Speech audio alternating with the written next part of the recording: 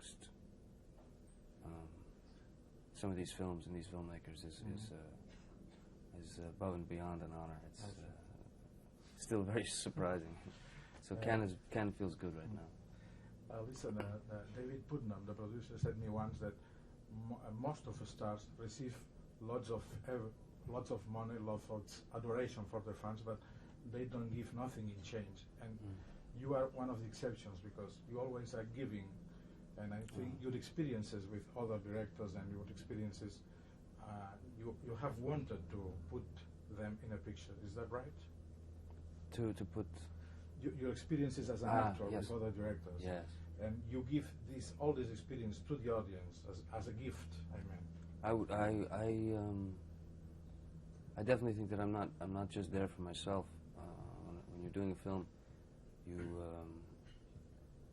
have a debt to the people who've supported you over the years, and my career, which has been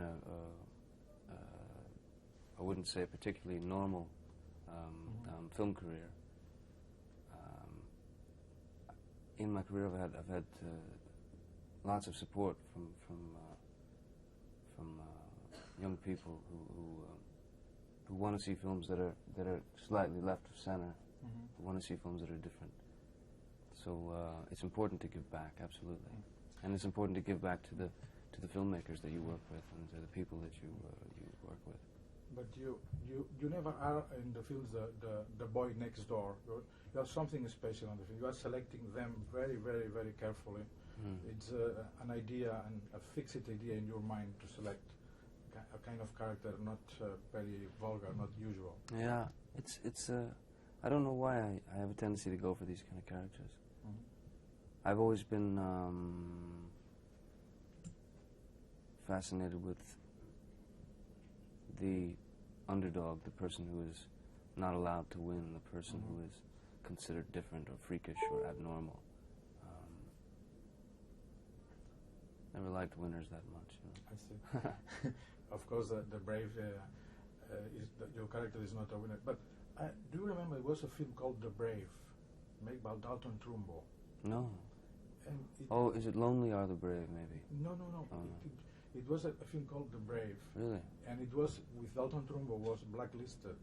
He was not allowed to put his name on the picture. And wow, I had no idea. And as I saw that, Marlon Brando's character is called McCarthy.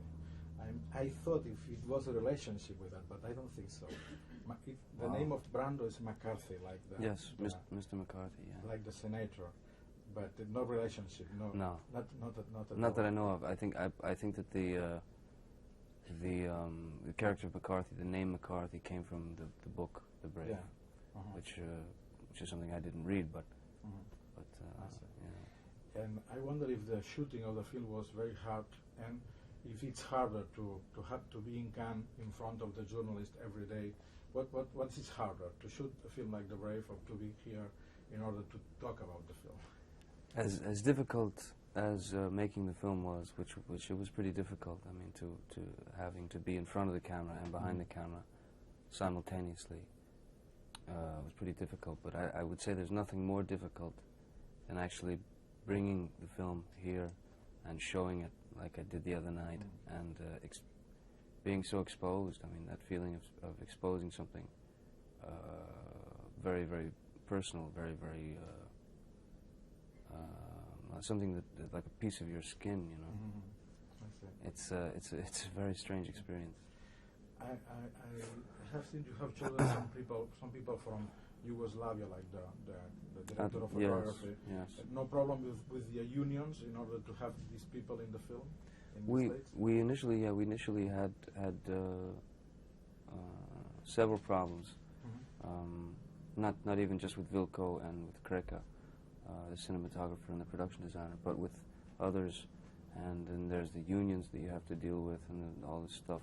But I was prepared to not shoot the movie at all if I couldn't have Vilko and Kreka, because I wrote this film with my brother, with Vilko and Kreka's work in mind. I see. Marlon Brando had an experience as a director once in Jack. He told you some advices about the risk of being in front of the camera and behind the camera? Yes, yeah, we did speak about that early on. In fact, before Marlon agreed to do the film, I called him up and told him I was going to direct a film. He asked me what it was about, and I told him, and he said, "Well, it's very clever of you to pick something so easy and light and not so difficult to do, you know." So he was sort of making fun of me, but yeah, he had very good advice. In fact, my first 2 weeks of shooting, I was so upset watching the dailies, you know, the rushes at the end of the day.